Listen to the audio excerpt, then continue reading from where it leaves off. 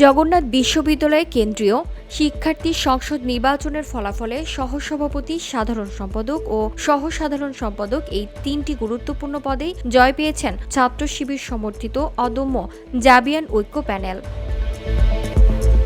সহসভাপতি ভিপি পদে মোহাম্মদ রিয়াজুল ইসলাম পেয়েছেন ৫,৬৬৪ ভোট। তার নিকটতম প্রতিদ্বন্দ্বী ছাত্রদল সমর্থিত AKM রাকিব পেয়েছেন ৪,৬৮৮ ভোট।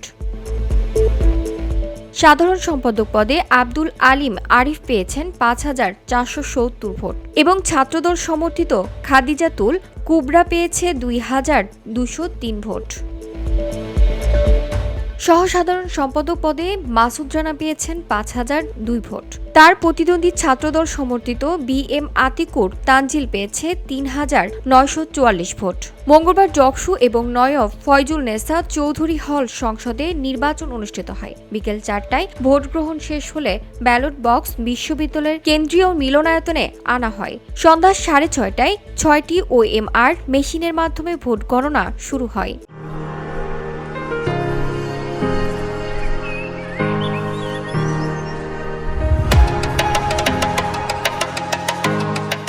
গণনার সময় তথ্যে গরমিল দেখা দেওয়ায় কিছু সময় গণনা স্থগিত থাকে। পরে গভীর রাতে পুনরায় গণনা শুরু হয়।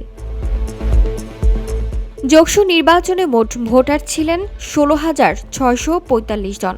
এর মধ্যে প্রায় ৬৫% ভোট পড়েছে বলে জানান নির্বাচন কমিশনার জুলফিকার মাহমুদ।